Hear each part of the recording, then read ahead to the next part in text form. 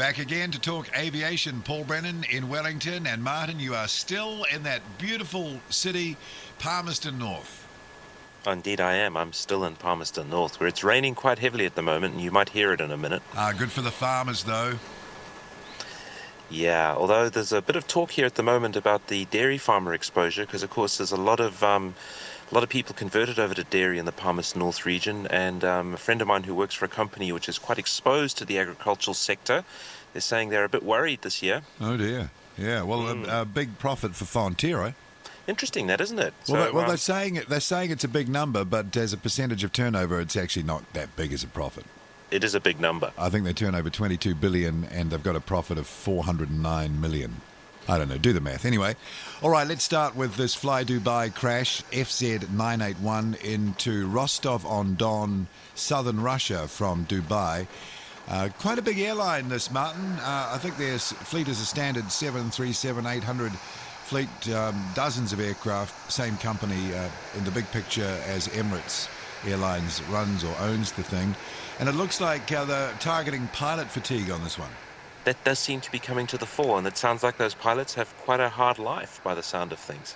Yeah, there's talk of unreasonable rosters, 9 days on, 1 day off, a sort of a relentless driving of the pilot workforce. This is, I think, in Middle Eastern terms anyway, a low-cost airline, isn't it? Yeah, it's a low-cost feeder airline, primarily targeting to get people onto Emirates planes. David Learmount is a well-known aviation commentator. He's been writing a few words about this. And basically what he's saying here is that things degraded from the first attempted approach, a missed approach it was in bad weather.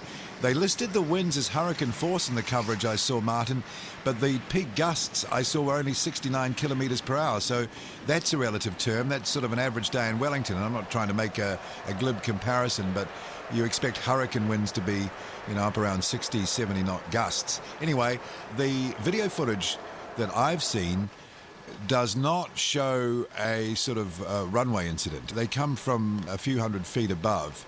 I'm wondering what happened. I'm sort of a bit perplexed. Yeah, there was much talk about the weather, as you said in the beginning, but when you look at the actual weather, visibility wasn't too bad.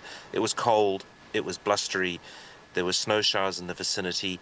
The David Learmount article spends quite a lot of time talking about how well pilots are trained in full power go-rounds in very light aircraft, and apparently some airlines or some jurisdictions don't require that be trained specifically. And yet he talks to one pilot who says that the sudden change in attitude in a very light plane, particularly they mentioned a 737 and an A320, when it's very light with low fuel and not many passengers, when you floor it, it really gets up and goes, and it's not impossible for a tired, fatigued pilot to lose control or attitude awareness. So it just gets away on you, basically. You firewall it, the nose pitches up, way up, and I think in some instances listed, you're talking maybe 25-degree pitch up. Well, what one of the commentators said is that you're going along in a very light aircraft, you're not really sure where you're going, it's dark, you're tired, you floor it, it pitches up 25 degrees, it might even start to overspeed. In order to contain the overspeed, you pull back on the stick a bit more, but because the plane's very light, it doesn't really have an awful lot of energy, so when the speed starts to decay, it starts to decay very rapidly, and if you're not on top of it, you won't get the nose down, and it'll basically fall backwards out the sky. Yeah. One of the shots I saw from the security camera footage that's been posted up around that airport sort of showed it coming down nose first vertically. As if it just had really, literally just fallen out of the sky. It's pretty freaky. Interesting photo as well of the flight data recorder. That looked a bit mangled, didn't it? So that was a really hard impact. Look at the record. Really hard impact. Smashed to pieces. It's all over the place. Yeah, and I mean, the data recorder looks like they dropped a concrete truck on it. I wonder why they didn't divert. Well, that's a very good question, because they were trolling around the airport for something like 2 hours, weren't they? Yeah. Gosh, that's a long time to get ready to crash, isn't it? Yeah, and so by the time they did decide to go in for another attempt, they were probably pretty low on fuel, because, it's a 4-hour flight from Dubai. You spend 2 hours flying around the airport. That's 6 hours. Wow. Yeah. And flights prior to that had diverted. If fatigue is an issue and it's because of a systemic sort of hard riding of the workforce, it seems to be coming out. But interesting, reading other articles, they've asked the airline for comment, and they're very secretive. They don't want to say anything. They don't do themselves any favours, do they? No, and I think their first policy would be to ask any pilots if they've ever been tired, and anyone who answers yes will get fired. Yeah. Well, there's a few whistleblowers reported on in an RT piece on this, which came out a day or so ago, saying that there's no point even complaining anymore because no one pays attention, and you're just sort of seen as a potential troublemaker, you know. On the other side, though, if you're a younger pilot, and I saw pictures of the crew in a story as it applies to this flight, they were European guys, and they were both about to have family, so it's very sad. But they were young pilots really trying to get hours as quickly as possible, is the impression that I got. And maybe these airlines sort of feed off that ambition, you know? Yeah. It's a two-way street, isn't it? You know, they want to fly, and the airline wants people who want to fly a lot. So, you know, it's all very well going hard at the airline, but I wonder if, you know, these guys don't have to do it. They want to do it. Yeah. Well, the pilot in command was Greek, and the co-pilot was Spanish. And interestingly enough, the reason the Greek guy was flying for Dubai in a roundabout way is because he originally started flying for Helios, which of course closed after their accident. That's right, yeah. Oh dear. Anyway, so there'll be, I'm sure, more to come out from that when the royal they, are able to analyse the flight data recorder and the cockpit voice recorder. In the meantime, we just wait for more news on that. Speaking of crashes, more on MH370. Little bits of debris sort of cropping up here and there. Though, Martin, if you've seen the latest one, it's not often that a piece of what looks like engine nacelle with half the blimmin' Rolls-Royce sign attached to it washes up somewhere. This has got to be from the aircraft. It has to be. Well, yes, you would expect that is from the aircraft, yes. Well, it would have to be. The chances of a random Rolls-Royce, for a start, you've got to lose a nacelle into the ocean, and that would certainly be covered at some point. But the chances of that cropping up are just, for any other reason, are just mind-boggling. There's some very interesting analysis that oceanographers and statisticians have got together, and they've plotted that based upon where these fragments have been found on the Seychelles, on the beach in Mozambique, and this type of thing, they are trying to work back as to how many other fragments there must be floating around. So if three landed here and two landed there, and the currents are such, they expect that there must be 2,000 to 3,000 or something small fragments floating in the ocean. Right, because so there's there's an algorithm for it, in other words. Well, they're trying to work it out, yeah, because what's interesting is they say if it crashed where they think it crashed, for these fragments to arrive on the beach in Mozambique is really hard because those currents have been sheltered by Madagascar. So they're trying to work out where there'd be a lot more fragments, maybe where there are no people. So that's interesting, and there's some very interesting analysis around that, how they've arrived at it and blah, blah, blah. But also now there's the question raised is why don't these items have any barnacles on them? Because the flaperon that they found was covered in barnacles, but these little things have very little marine life on them. So one of the analysis, I guess one of the main analyses they're going to undertake is to find out whether there's something in the material which stops marine life floating on it, or they've recently broken off from debris that was positioned in such a way that it was never going to attract marine life. And then as we get further down the spectrum from perhaps reality, I don't know, some people are suggesting that these pieces have been planted to put people off the scent. Well, I was going to just say, when we're talking about this specific piece, before you outline that, that would be the only other explanation, that it's a planted piece. And I listened to an interview that one of our local radio hosts, I say local for those who are listening outside the country on the other online outlets, on our national radio a couple of days ago, Catherine Ryan was interviewing a woman who's written a book about this incident, about this disappearance. And I only caught some of it, but she seemed to be alluding to some sort of connection between Inmarsat, the company that has been providing information as to where this aircraft may have ended up, and its relationship with the British Ministry of Defence, with other countries' defence and security organisations. And she was alluding to some sort of possible conspiracy at quite a high level of some process that may have interfered with the aircraft in whatever way. and we've talked about this before, and this is why it really stuck out, is that Malaysia was purposely used as the sort of the dumb fall guy, misstepping, misspeaking sort of party that sort of deflected any attention that might fall in that direction and diffuse it with, oh yes, well that's how the Malaysians are, they're all over the place in these things. You know what I'm saying, eh? And you start to wonder because, like you say, there are inconsistencies with the presentation of some of this wreckage. There's barnacles on some, there's not on others. There's a bit of a Rolls-Royce sign. Now, if that part of the engine has broken up into those sorts of small pieces, that tells a story, doesn't it? That tells you something. Yeah. What it also tells us is the whole thing of human psychology. In the absence of any concrete information, we will speculate crazily, or not crazily, until we come up with something that's plausible. And I must admit, I listened to that interview with that French author, and I mean, it is very, very interesting, particularly what she says about Inmarsat's potential capabilities in terms of remote control of aircraft and all this type of thing, which I have no idea if it's true, but it's, she seemed to... Well, she didn't say it was true, but she said there was no way that she could have this denied. No one, Yes, exactly. She didn't confirm or deny it, but she seemed to have, interesting leads as to how it might be possible, etc., etc. I must say, if Malaysia's been talked into being the fall guy, man, they're doing a pretty good job of it.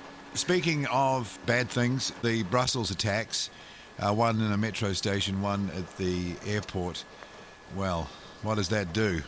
It's a tragedy. It's a major disruption. This is how terrorists make their mark, isn't it? They disrupt. Yeah, and they're very lucky that third bomb didn't go off. It was even bigger. I see they targeted the American Airlines checkout area, so that sort of indicates the political thinking. Yeah, it's going to be very interesting now. Are they finally going to distribute security checks prior to the airport even? So, you might have to go into sort of downtown check-in areas and get checked before you even let you onto the airport grounds. Well, if it comes to saving people's lives, what choice do you have? And, distributed security checks might actually make more sense. If you have 25 security checkpoints around the city that you have to go to, and then you travel to the airport in a secure bus or a secure train or something, it might actually cut down on airport congestion. Yeah, an unintended positive consequence. As always, there are security cameras operating everywhere, and it's all caught on film, for better or for worse, and I'm sure there'll be more. The interesting thing is that the bombing in Turkey, the two occasions, we mentioned one, I think, in the last program, and how that might impact on tourism. Way more coverage of the Belgium bombing than the Turkish bombings, about the same people involved in terms of casualties in all of them, and in areas where Westerners go for tourism, etc., in both countries. But a huge, disproportionate coverage. And I notice here in New Zealand, the Wellington City Council were going to project the colours of the Belgian flag onto the town hall. They weren't so enthusiastic about the Turkish flag a week ago. So there you go, just make that point. Martin, we talk a lot about the 787, and gosh, this program from when it was launched to now has been controversial, to say the least. Now we have a startling revelation about the 787-8 versus all the rest. What's all that about? It really is startling. So basically, the whole concept behind the 787 program was carbon fiber, high degree of commonality. And one of the reasons, obviously, behind that was that Boeing had learned from Airbus, in this case, that Airbus had been moderately successful with the A330, A340 family. Now, subsequently, they've become really successful, but at the time, you could call it moderate. And Airbus put together a common platform, as we know, common cockpits, but the planes, whether two-engined or four-engined, were essentially exactly the same. And Airbus, it made it very easy for them to build. So Boeing comes along, 787, a very, very ambitious industrial program about which we've heard of all the problems that they've had, and we won't really go into that. But what you ended up with was 3 aircraft. Originally there were going to be 4, but there's the 787-800, the 787-900, and the 787-1000. Now we discover, we've learned recently that Boeing's not really selling the 787-800.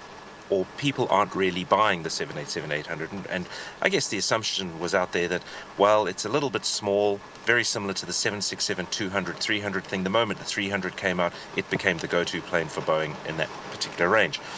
So why aren't people buying the 787-800? And people were saying it's a bit small, it's a bit this, it's a bit blah, blah, blah. Now it turns out that Boeing actually don't really want to sell it. This is what's come out in the last couple of weeks, that Boeing are not pushing the 787-800.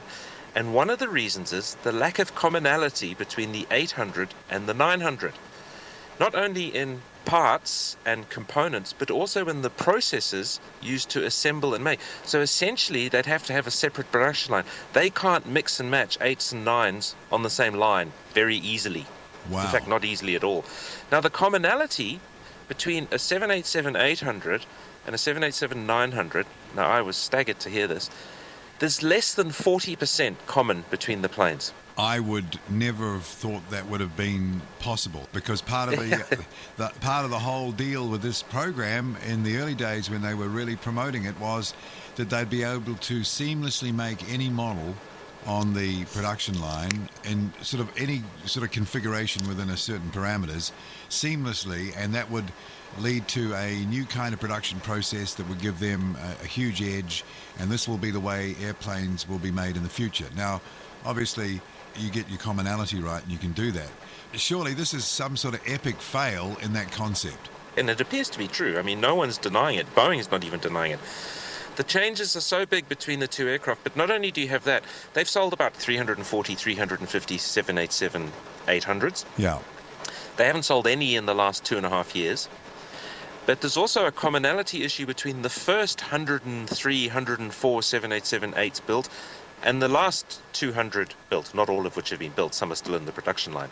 Because of the teething problems or the productionization problems that they had as they got it up to an industrial scale, the first 100 are also different in terms of processes, procedures. Yeah. So you've got submodels within submodels. Boy, they didn't talk about that at the time. It sort of like was even worse than you'd thought. It must have been a huge effort to scramble to try and get over this hump as it was happening. Apparently it's things like the main gear wheel wells are different, the tailplane assemblies are different, the way fittings are put into the aircraft are different. And the reason they can't change them is because that plane was certified with that and the 900 was certified with other processes. Apparently it's not that easy just to swap out the processes. You'd have to not completely recertify, but you'd have to go and get all those processes cross-certified. So it's more a case of they're not selling it rather than people aren't buying it.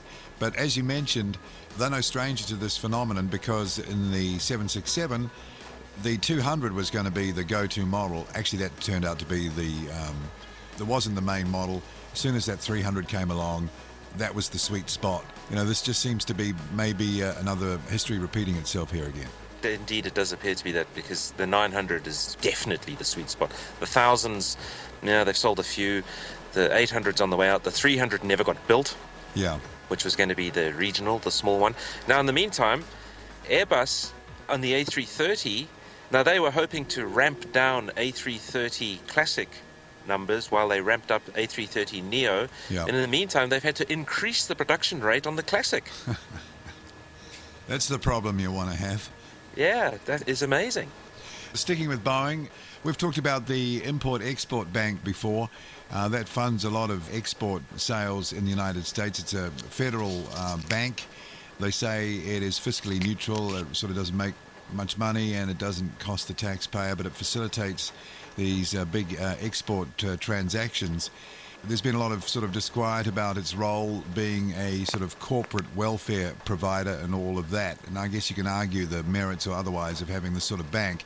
But it's interesting to note that now with the presidential primaries and the primary for Washington State within the next few days or a week or so, that there's talk between the candidates on the Democratic side anyway, Clinton, Sanders, or debate about the Import-Export Bank as it applies to Boeing, who are the largest recipients of funding or support by this Import-Export Bank.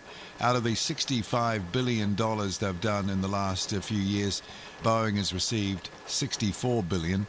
Is it accurate to say that's purely corporate welfare, or is that just a reality if you're going to be making high-value items and exporting them to all sorts of countries, all sorts of companies, that you really need to be able to at least provide some security to the manufacturer that, they will get their money at some point? What do you reckon about this? Everybody does it. Yeah. Everybody does it. So it's all about keeping America great, and the Europeans would say with their loan guarantees that the governments provide to Airbus that it's all about trying to keep Europe great. I don't think it's something you're going to stop very easily. It's a strategic industry. It keeps an awful lot of people employed. If giving Emirates a loan guarantee so they buy 200 of your aircraft is going to swing the deal, I don't think there's many countries in the world that wouldn't do it. Yeah. Whether it's right or not, whether it benefits the right people properly, it's difficult. Bernie Sanders is saying, he's a critic, he's been a critic since the early 2000s, it says in this story here from the Seattle Times. He's saying that the bank has been tapped for huge subsidies and loans to the largest multinational corporations in the world, AT&T, Bechtel, Caterpillar, and he's described it as little more than a fund for corporate welfare. Of course, Hillary Clinton is a supporter of the US Export-Import Bank, and she's been revving up the machinists, Boeing machinists, this week, saying that she shook her head when Sanders made those comments. So, yeah, I wonder, because Bernie needs to win Washington, doesn't he? Yes, he does. And, I mean, that is the big distortion that this Import-Export Bank does impose on the whole system. It really is only for big companies. You wonder what mechanisms are there for small to medium-sized companies to get the same benefits, and it does seem like a pretty cushy deal. They basically use it as a checking account. The thing is, though, there's a lot of criticism of anyone on welfare. 65 billion would buy a lot of, roofs over heads and meals and full bellies and all of that. We could go on about that forever. But Absolutely. I mean, there is a point in that one person's welfare is another person's sort of a necessary export support. So, and they get all sorts of other fascinating, don't mention the word subsidies. You have an aircraft with a list price of 309 million and you knock them off for 120. So effectively you've lost nearly $200 million. Well, that has an accounting implication, that discount you've provided. I didn't know that, but apparently it does. Okay, sorry, in what way? Well, apparently you can write some of that discount off. Ah, right, okay, I got you. So it's not really as much of a discount as it might look. It is to the person who's buying it, but yeah. It's not to the company that's selling it, because the government, the tax system helps them out to a certain extent. Oh, and talking about discounts, that brings us back to another interesting thing about the 787-800. Apparently Boeing need to sell that for about 140 million in order to make any money, because each plane owes them 30 million because of the program startup costs that they've got to pay back, whereas Airbus can knock off a A330 if they have to for 110 and it doesn't owe them anything. Yeah, just the cheaper price tag takes you out of the game, doesn't it? And just on that, it's very interesting. But again, also the very interesting way that American corporations, not just Boeing, are allowed to do this program accounting and set losses back years and years and years and mix them up with other things. It's all corporate welfare. It is. There's no other word for it. Bernie Sanders is exactly right. Back here, I don't know what you feel about this. Air New Zealand has kicked in 146 million as the largest shareholder of Virgin Australia, it is Virgin Australia now, isn't it? A total of just on 500 million has gone into the airline to, what they say here is repair the airline's balance sheet. And, thoughts of being burned big time by Ansett are coming to my mind, Martin. I know that Air New Zealand's a different sort of beast now, and presumably the major shareholders of Virgin Australia, Etihad, Singapore, Virgin Group and Air New Zealand know what they're doing, but if things not been going too well at Virgin Australia, they need $500 million. Yes, this is to recapitalise. This is apparently not to pay off debt or anything. This is to give liquidity so they can go on to bigger and greater things. They're getting 500 million from their shareholders, and Qantas has just posted a $500 million profit. Oh, I think it was more than that. But yeah. Was it? Yeah. Yeah. So what, they're going to buy new aircraft or create new lounges? I don't know well, I've read a bit about it. It doesn't really say what they're going to do with it, but it looks like going to full service, which is, they originally started as a low cost, then a semi-low cost. Now they've gone to full service to compete directly with Qantas. It looks like that's costing them a bit more money than they anticipated. Possibly, and I don't know this, but I would expect they're probably not getting the corporate customers that they really, really need. The quote here from an Air New Zealand spokeswoman is, "This loan provides Virgin with some time to undergo a proper review of their capital structure." And they're saying they're involved in a bruising domestic battle with Qantas. They definitely are. And, of course, Qantas were probably forced to start Jetstar by Virgin, right? Jetstar's been very successful. Sometimes I think Australians are really old-fashioned. They seem to be still wedded to that old concept of, the old two-airline sort of structure like it was back in the TAA Ansett days. The price was exactly the same. There's no price competition between the two. They'd much rather pay more, wouldn't they, than go on a budget sort of basis. I'm a firm believer, and we don't necessarily agree on this, that an airline lives and dies by the amount of corporate customers it can get. Now, your best corporate customers are the ones that live in Newcastle or wherever, but in a smaller town. They fly Qantas to the big city, and they get on the big Qantas plane to go to Houston or wherever it is.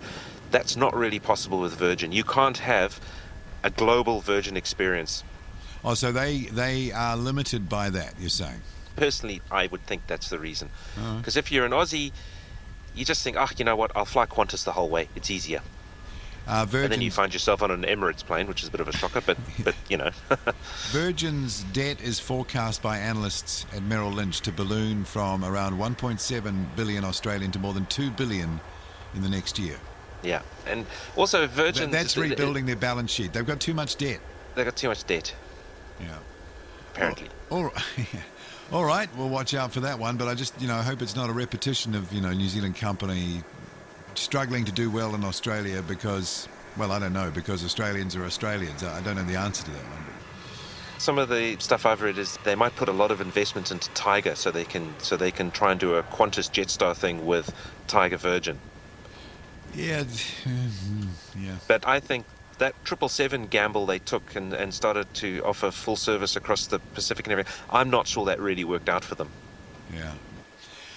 Quick story here, 500 mile an hour tape. It's a classic. It's a legend. It's the tape you use on non-structural parts of the airframe to cover over little dents or little inspection flaps that have come loose. The clips don't work anymore. I see someone got a snap of the use of that tape on a Q300 somewhere over New Zealand and freaked out and got into the media and, what's this gaffer tape on the engine, which was sort of quite funny, but it's good. People have learned something that, there is such a thing. I think they used to call it 500 mile an hour tape back in the day. Speed tape. Speed tape it is, so nothing out of the usual there, but it just shows you now what qualifies as news.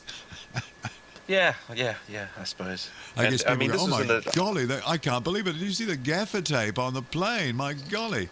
And I saw it in the Daily Mail, so it was reported in the UK. Yes, because it's clickbait, you see. Yeah, it is. Yeah, plane held together by tape, not falling out of the sky.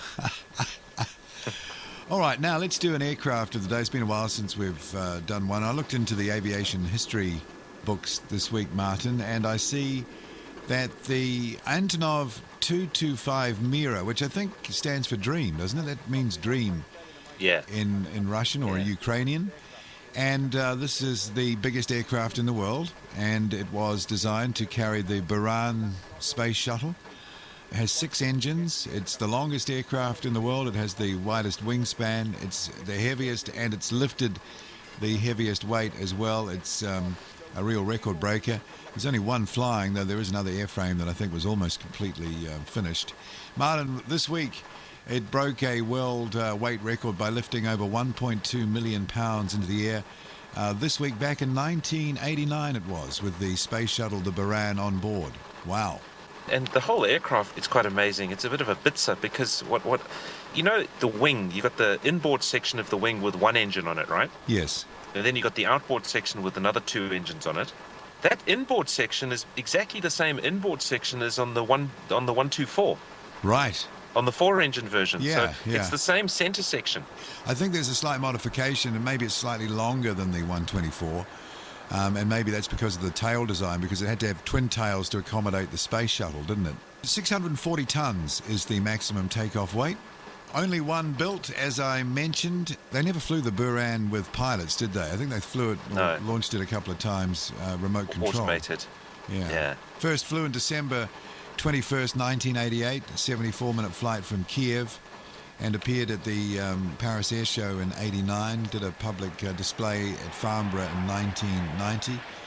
Since the Brennan was shelved, it was put into a mothballed state for about a decade and then brought back out, refurbished, and they've been busy ever since. I've seen a few documentaries on it. The one I saw, it was just about to carry the heaviest single item load ever. And that was, I think, 190 tons or something. It was something for a petrochemical plant. Yeah. And it's really interesting undercarriage. The thing can kneel and go up and down and move around. And when you go up onto the flight deck, it's like an apartment. Yeah. It's got these rooms behind it, and there's so much space. The avionics bay, it's like an office. And those fans they always have. The Russian fans. I remember Ace Ventura Pet Detective Jim Carrey had one of those fans in his Rhino thing that he was getting around. Yeah. I've always been impressed by the undercarriage of this aircraft and the 124. There's a huge number of individual bogies, I think about 6 or 7 on the mains, and I think they can be individually retracted or extended. Yeah, completely. The angle can change. There's a panel in the hold where they open it up, and there's these dozens of little levers where they can individually manipulate the landing gear legs. Yeah, it's really, really quite interesting. And I remember reading an article in Aeroplane Monthly that when the USAF first got to see the inside of an Antonov 124, the smaller brother of this plane, they were amazed to find the floor was panelled with titanium panels, because the Americans had never seen that much titanium in such a mundane aircraft. But of course, the Russians in the 80s and, up until quite recently, they were the world's biggest producers of titanium, and so they just used it like aluminium, light and strong. And it's expensive too, isn't it? Very expensive. Yeah, really expensive, and they had floor panels made of it. Incredible. The load that you were talking about, I think, was actually a gas power plant for Armenia with its loading frame. It's the heaviest cargo ever shifted by air. It weighed 189 tons. I just saw them. I just remember the palaver going on loading it. It took like a day and a half to load it. Yeah. I wonder what it's like to fly and handle. Lethargic, I would expect. I've seen videos of it taking off and landing. I mean, it takes off quite sprightly. It's not a slow lumber. I mean, it's got a lot of power there. A lot of wing. Wingspan is 88.4 metres. The length is 84 metres. The height is 18 metres. There's 905 square metres of wing area. Empty weight is 285 tonnes. Maximum takeoff weight 640 metric tonnes, as I mentioned. 300,000 kilos of fuel. Yeah, it's a lot, eh? 6 ZMKB Progress D18 turbofans, 51,600 pounds thrust each. 50,000 pounds? What's that? That's a couple of GE90s on steroids. Yeah, I mean, that's A330 sort of 747 engine size, isn't it? Yeah. Cruising speed is 500 miles an hour, and range is 9,569 miles with maximum fuel. Down to 2,500 miles with a 200-ton payload. Still not bad for that sort of payload. Yeah, and like I said, those engines aren't huge, but it still manages to, must all be down to the wing. It must fly really well. They've always made big planes, the Russians, haven't they? Way back day one. I remember as a kid being fascinated. My dad bought me once at an auction in South Africa. He bought me a whole lot of sort of, I think there was a 1916 set of encyclopedias. And they had all these cutaway drawings of the aircraft and everything, and it was just fascinating. But one of the things they had was an article about the Sikorsky Ilya Muromets, which was this 4-engine biplane that Sikorsky had built in Russia. And it had a viewing deck outside. As I know the one you mean, my God. 85 miles an hour. And it was huge for the day. Nothing had been built anywhere near that size. So the Antonov AN225 Mira or Dream is our aircraft of the day today. And just before we go, got to mention, I thought that was a great episode our last podcast that we did a fortnight ago, covering the last flight of the 727 to Boeing Field, where it's now on display, in the words of Bob Bogash. I thought that was a great piece. And, I just, again, big ups to people like him and others who quietly go away in the background and do what I call doing God's work and preserve these aircraft.